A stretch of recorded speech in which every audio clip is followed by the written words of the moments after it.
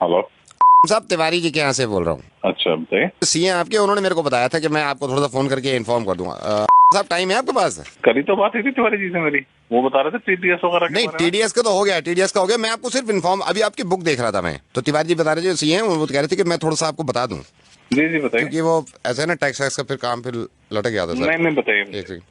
30% tax ये तो पे कर दिया सर हमने आपका, ठीक है सर। अच्छा, जी जी। 10% टीडीएस भी आपका, तिवारी जी ने कहा था टीडीएस। हाँ तो ये तो पता ही है, मेरे को बता दिया था उन्होंने। इसके दो ना फायदे बता रहा था इसको मैं आपके। तो सर 30% जो टैक्स कटा है आपका, क्योंकि सर आपका स्लैब जो है वो 12 लाख से ऊपर है, हम्म। तो 30% टैक्स कटने का फायदा ये है सर, कम से कम कल को इनकम टैक्स का डंडा तो नहीं होगा। और जो सही है, ये 10% टीडीएस भी आपने इसलिए काटा कि कल को आपको कोई प्रॉब्लम ना हो, ठीक है। है ना। तो सर ये दो फायदे हो गए, मतलब इनकम टैक्स के डंडे से बच गए, दूसरा ये टीडीएस के भी डंडे से बच गए। क्या कहना चाह रहे हो? ये तो मुझे भी पता है। नहीं, मैं नहीं, कम से कम इस जिम्मेदारी से बच गए ना। क्या कह रहे हो यार? सर मैं ये कह रहा हूँ, ये देने के बाद आपके ऊपर से जिम्मेदारी हट गई, आप कल को पागल है कि एक ही बात 30% को पकड़ लिया तूने? मेरे को पता नहीं है ये बात। ये तो पता है सर आपको। तो 30% टैक्स दे दिया तो इनकम टैक्स का डंडा आप पे नहीं पड़ेगा, आपकी जिम्मेदारी खत्म, आप बुरा मत मानिए सर। लेकिन इनका डंडा पड़ गया, ये क्या होगा फिर? यार रोजे रमजान में गालियां दिलवाएगा, क्या रह गया? सर ये क्या? सर 2.5% ज़कात। है 2.5% ज़कात। साहब मैं माजरत चाहूंगा कि रोजे में मैं आपको ज्यादा बुलवा रहा हूँ, लेकिन ये 30% टैक्स दे दिया आपने, जो कि बहुत अच्छी बात है, क्योंकि एक उसूल है हिंदुस्तान का कि आप अगर 12 लाख से ज्यादा कमाते हैं तो 30% टैक्स देंगे, और देने के बाद मुतमईन हो जाते हैं इस बात से कि अब कोई जिम्मेदारी आपकी नहीं है, ना ही किसी चीज की पेनल्टी पड़ेगी। टीडीएस दे देते हैं आप 10%, साहब 2.5%, वो भी आपकी इनकम पे नहीं, आपकी सेविंग पे, सिर्फ 2.5% ज़कात, जो कि आप नहीं देते हैं।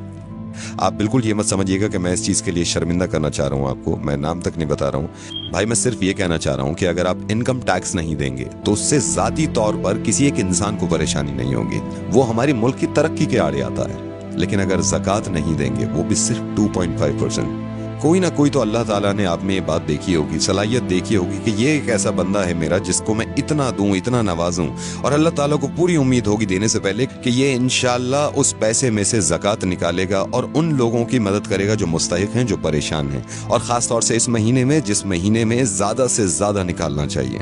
मैं माफ़ी चाहूँगा सबसे पहले कि मैं इस तरह आपको फ़ोन कर रहा हूँ।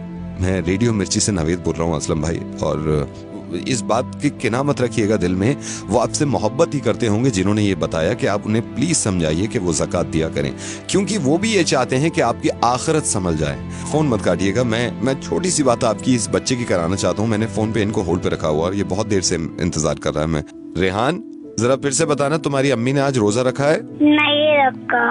रेहान क्यों नहीं रखा रोजा उन्होंने?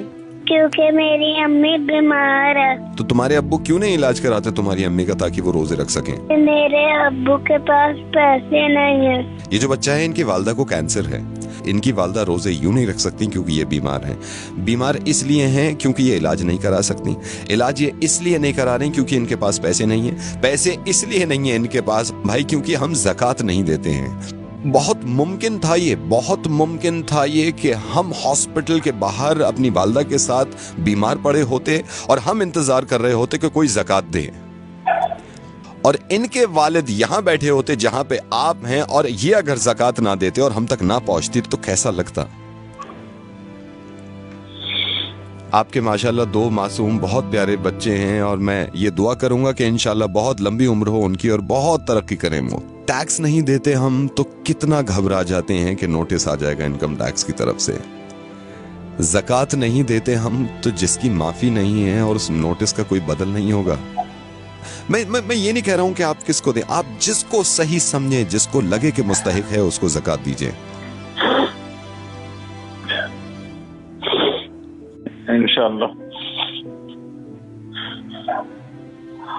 ज़कात जरूर दूंगा, और इस बच्चे को अगर जरूरत हो किसी चीज की तो मुझे जरूरत है। इस बच्चे को अब जरूरत नहीं है, इस बच्चे तक पहुंच गया, लेकिन हमारे ही हिंदुस्तान में बहुत सारे बच्चे ऐसे हैं जो इंतजार कर रहे हैं हमारी ज़कात का।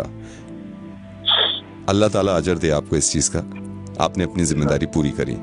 एक जिम्मेदारी आपकी बन जाती है, ये जो आपने सुना है इस चीज़ को दूसरों तक पहुंचाइएगा और यकीन मानिए इस बात का कि इतने अच्छे कौम में लोग हैं, उनके दिल इतने अच्छे हैं, कहीं ना कहीं वो या तो भूल जाते हैं या थोड़ा सा मिसगाइड हो जाते हैं। इंशाल्लाह ज़रूर लोग एक दूसरे की मदद करेंगे और ज़कात निकालेंगे। मैं इंशाल्लाह फिर आपसे बात करूँगा।